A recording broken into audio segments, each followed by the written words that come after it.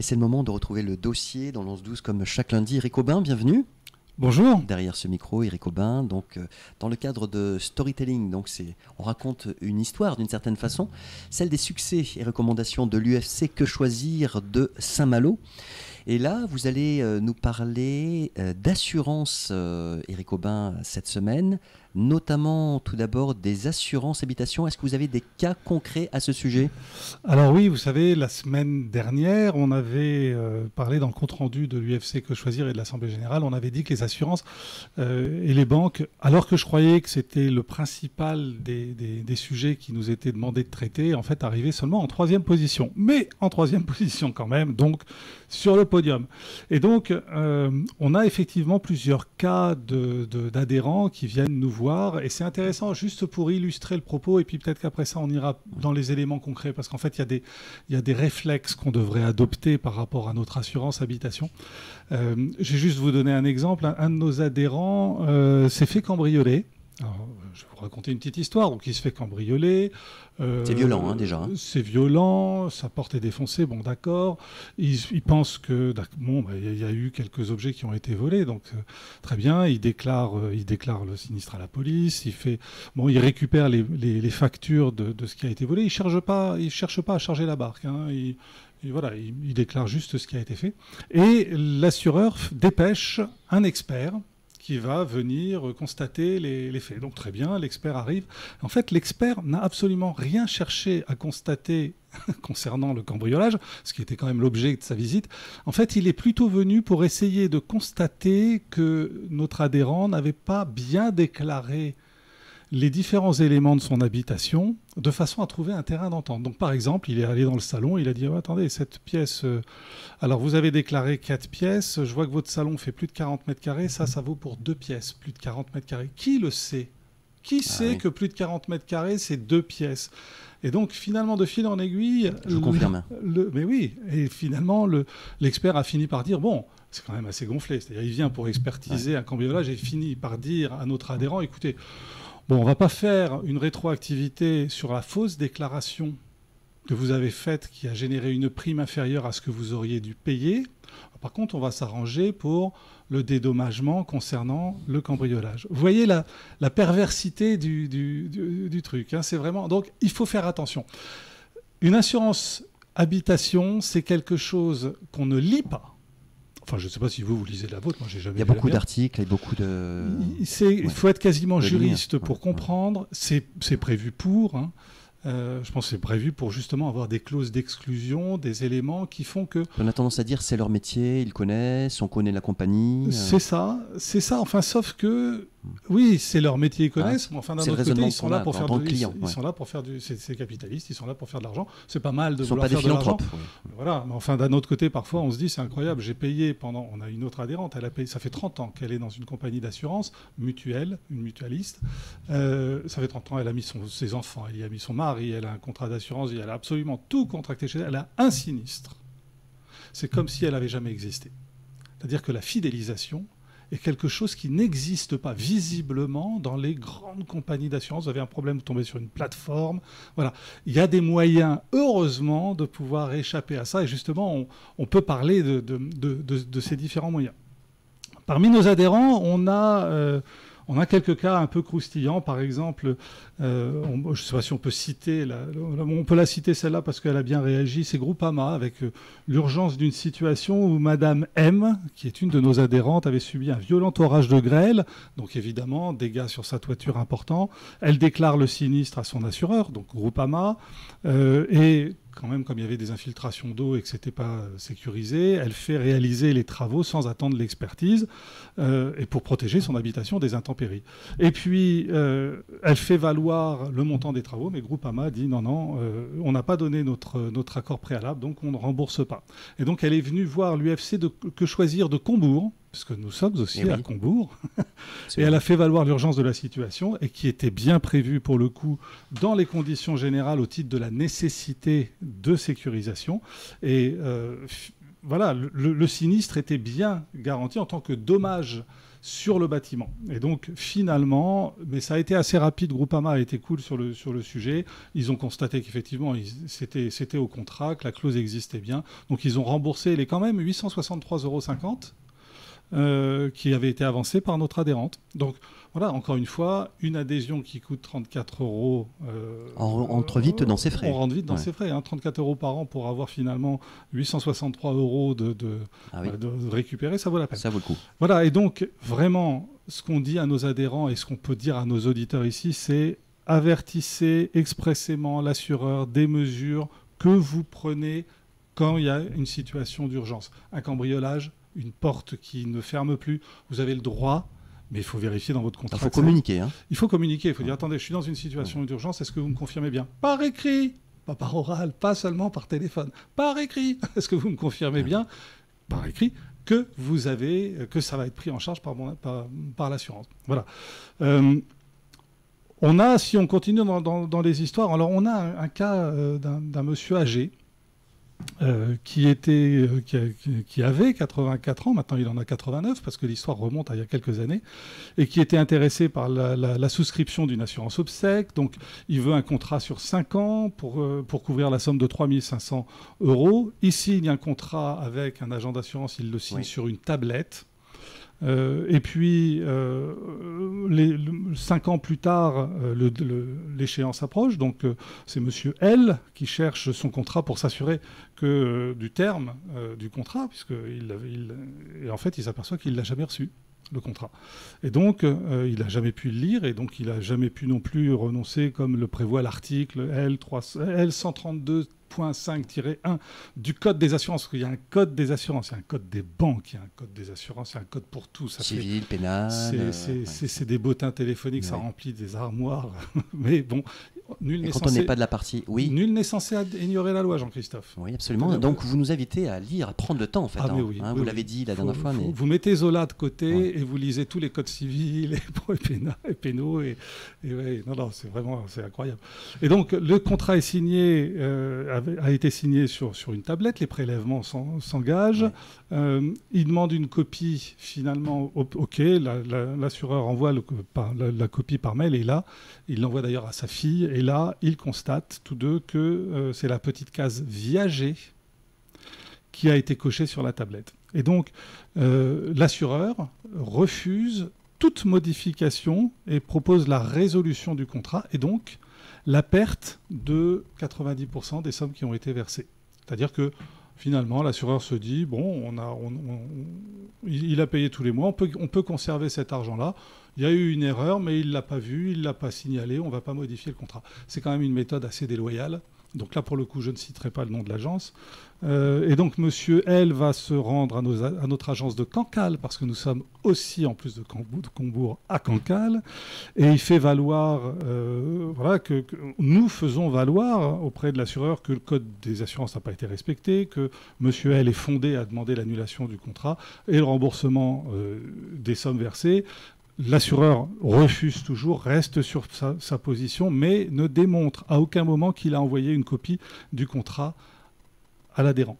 Et donc, on saisit le médiateur des assurances, à la suite de quoi, finalement, l'assureur, dans un souci d'apaisement, c'est sa grande bonté, annule le contrat et rembourse toutes les cotisations qui ont été versées. Donc, c'est plus de 5 000 € de cotisation. Voilà. C'est vraiment, il faut se dire qu'on doit s'acharner. D'abord, quand on signe un contrat, on doit en avoir une copie. Si les choses ne sont pas claires, on a le droit de demander tous les détails. Aussi longtemps qu'il faut, on doit les avoir, et on doit les avoir par écrit. Si quoi que ce soit n'est pas clair, il faut demander. Alors c'est très embêtant pour les assureurs, parce qu'ils n'ont pas l'habitude qu'on leur demande, mais il faut le faire. Il faut vraiment le faire. Voilà, on a beaucoup de cas différents, donc je ne vais pas tous vous les passer. Ça va. Il y en a un qui est intéressant. C'est... à la suite c'est un enjeu de plus de 4 000 €, là. C'est à la suite, on est le 9 février 2023, c'est il n'y a pas longtemps.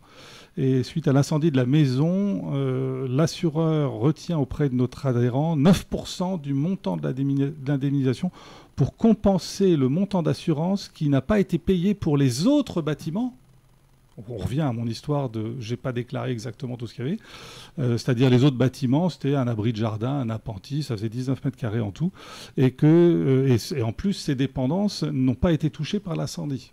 Donc le consommateur réfute cette décision. En fait, on va téléphoner à notre service juridique parce que effectivement, l'UFC Que Choisir, là, alors il y a les antennes locales, les AL, et puis il y a la fédération qui est constituée de plusieurs départements, communication et juridique, qui sont disponibles pour les adhérents et pour les bénévoles qui traitent les dossiers régulièrement. Et donc on peut les appeler. Nous, on va les appeler avec l'adhérent à côté de nous. On va poser la question à un juriste spécialisé dans le domaine qui va pouvoir nous apporter tous les conseils qu'il faut. Et là, effectivement, le service juridique nous demande de regarder s'il y a une cause restrictive dans le contrat d'assurance de la maison par rapport justement aux bâtiments non déclarés, vérifier comment l'assurance a fait l'estimation du bien.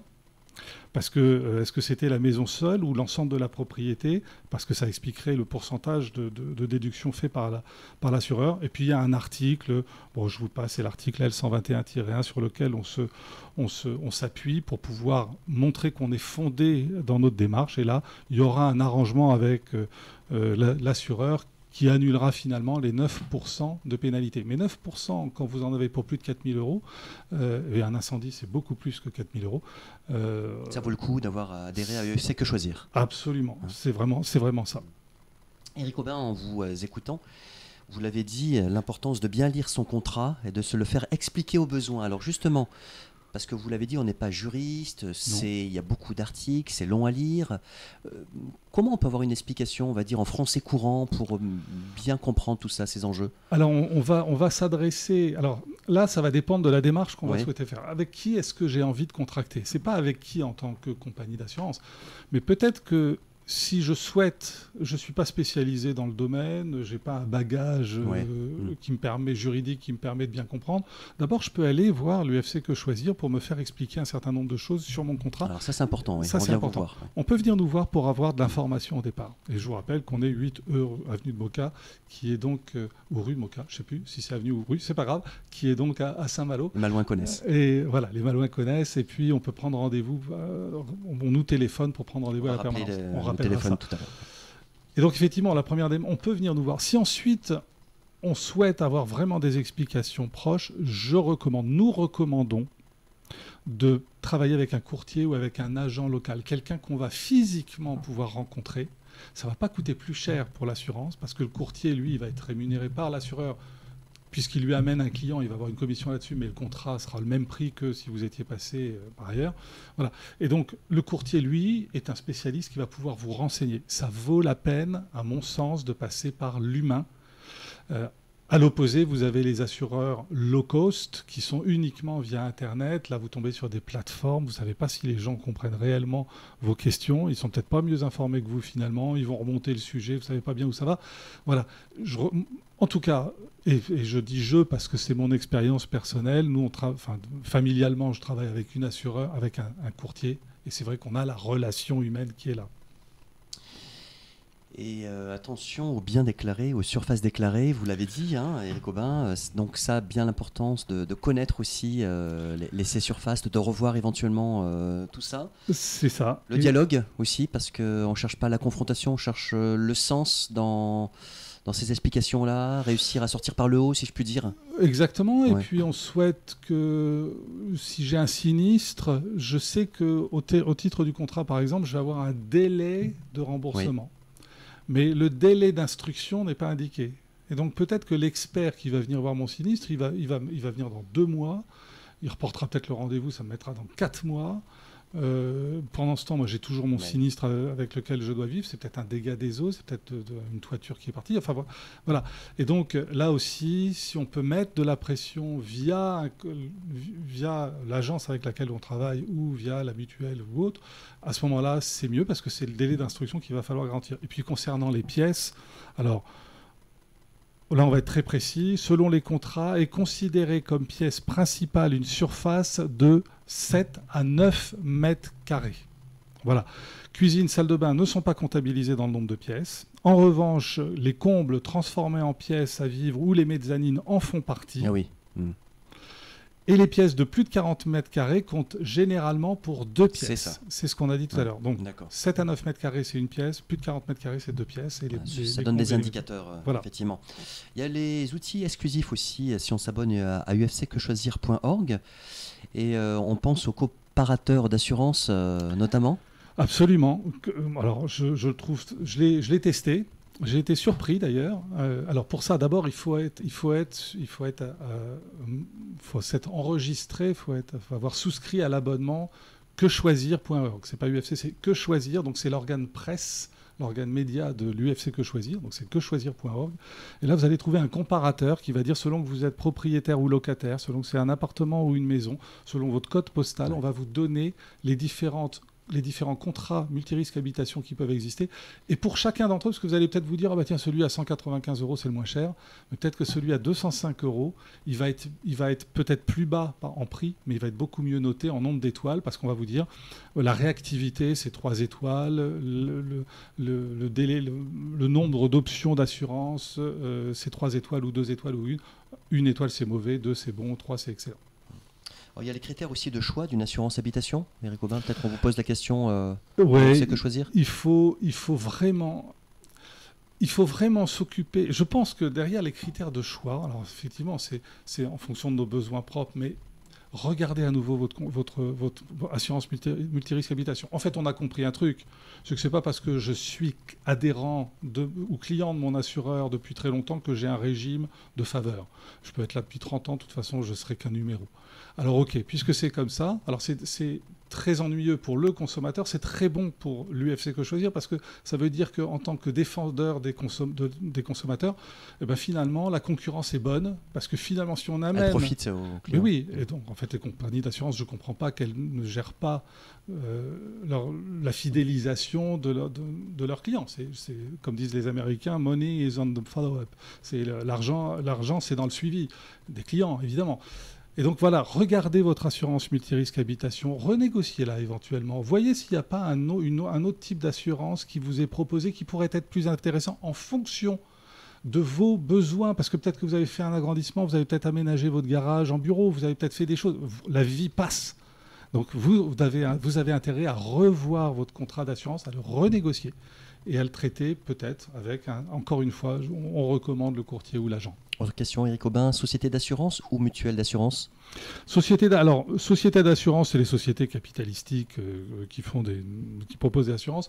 Les mutuelles, sociétés mutualisées, c'est intéressant parce que c'est des associations, donc elles ne font pas profit, elles redonnent auprès de leurs clients, en principe. L'argent, c'est la Maïf, c'est ce type de société d'assurance, enfin d'association d'assurance, de mutuelle. Grandes et petites marques ? Alors, grandes et petites marques, on a des marques originales, par exemple Carrefour, qui va proposer des assurances. On va avoir, il y a Direct Assurance. Enfin, il y a beaucoup d'assurances peu connues. Les grandes marques ont l'avantage souvent de proposer des contrats plus larges, mais juridiquement incompréhensibles aussi. Donc, alors, souscription directe via un agent, un courtier ? On recommande l'agent ou le courtier pour la relation humaine dont on parlait. Le présentiel. La proximité. C'est ça, la proximité, comme votre boulanger la semaine dernière. Et vous, c'est Que Choisir, vous connaissez un certain nombre de professionnels, du coup, avec tous ces dossiers avec, Oui, on en connaît, mais sauf que c'est vraiment la décision. Là, c'est oui, vous n'êtes pas dans votre rôle de recommander. En revanche, vous avez une connaissance des dossiers, comme vous nous le dites. Voilà, c'est ça. On sait. Voilà. Si brebis galeuse il y a, vous pouvez aussi. On pourra dire non, vous n'orientez pas vers ça, exactement. Donc les pièces, la calcul de la valeur des biens à garantir, les plafonds de garantie, la garantie dégâts des eaux. Voilà, tout ça c'est... fait partie des choses à voir. Alors, c'est toujours les plafonds, c'est toujours des plafonds qui sont limités, mais qui ne sont pas forcément en relation réelle avec vos besoins. Il faut comptabiliser tout ça. Il faut s'assurer pour la garantie dégâts des eaux que les frais de recherche de fuite sont bien inclus. Je le répète, que les frais de recherche de fuite sont bien inclus parce que ces investigations-là, elles peuvent coûter très très cher. Merci pour toutes ces informations, Eric Aubin, bénévole très actif à UFC Que Choisir à Saint-Malo et ses environs. Merci. 8E rue de Moka. Rendez-vous 02 99 56 80 47. Saint-Malo, Dol-de-Bretagne, Pertuis, Cancale et Combourg. On vous retrouve la semaine prochaine si vous le voulez bien. Merci d'avoir participé à cette émission qui se termine sur 100.5 MHz. C'était le 11-12. Un rendez-vous demain, même heure, même fréquence. À bientôt, Eric Aubin. Merci, bonne continuation à tout le monde là-bas à UFC Que Choisir.